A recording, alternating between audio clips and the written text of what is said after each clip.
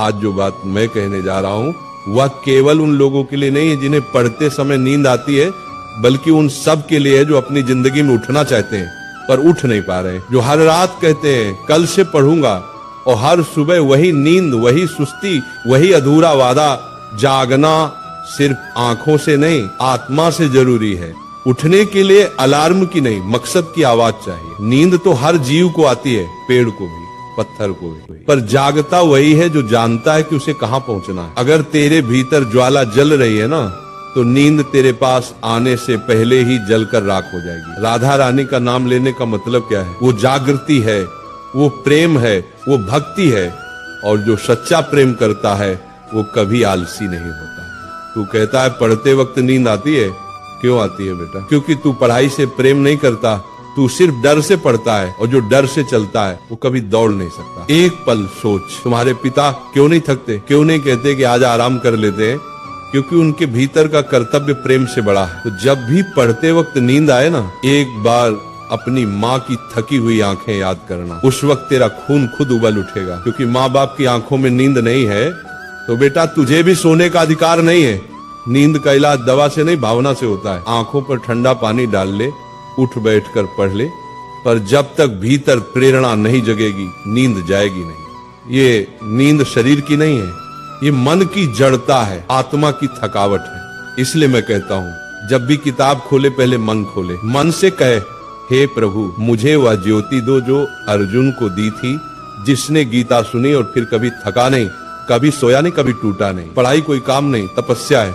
जैसे तस्य मुनि तप करते थे ना, वो जंगल में पत्थरों पर वर्षों तक बैठे रहते थे, वैसे ही विद्यार्थी का तप है। किताबों के बीच बैठना, रातों को जगना, आंखों से आंसू गिरना, फिर भी पन्ने पलटते रहना, क्योंकि जिसने तप किया वही तेज हुआ। तेजस्वी वही बनता है जो नींद को हराता है। जो कहता है थक गया हूँ, कल देखूंगा, वो अपने जीवन का भविष्य आज ही गवा देता है। जितनी देर तू सोता है उतनी देर कोई और जाग रहा होता है। जब तू अपनी किताब बंद करके तकिया सीधा करता है, दूसरा विद्यार्थी कहीं न कहीं दीपक जलाकर बैठा होता है। वो तेरी जगह आगे बढ़ रहा है, वो वही सीट ले रहा है जो तेरे लिए बनी थी। तो अब फैसला कर, तू इतिहास में नाम लिखवाना चाहता है या नींद में अपना नाम मिटवाना चाहता है? सच्चा ब्रह्मचारी वही है जो नींद से भी जीत गया।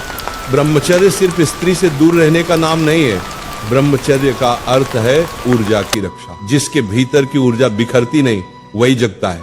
जिसने अपनी इंद्रियों को वश में किया वही ध्यान में टिकता है, और जो ध्यान में टिक गया उसे न नींद सताती है न संसार हिलाता है। तो हे विद्यार्थी, ब्रह्मचारी बन, मन को साध, इंद्रियों को रोक, नींद को हर, और अपनी तपस्या में जल जा, क्योंकि यही तेरे जीवन की असली साधना है। जब तुझे नींद आए समझ लेना गुरु तेरी परीक्षा ले रहा है। क्या तू अपने लक्ष्य के प्रति सच्चा है या नहीं?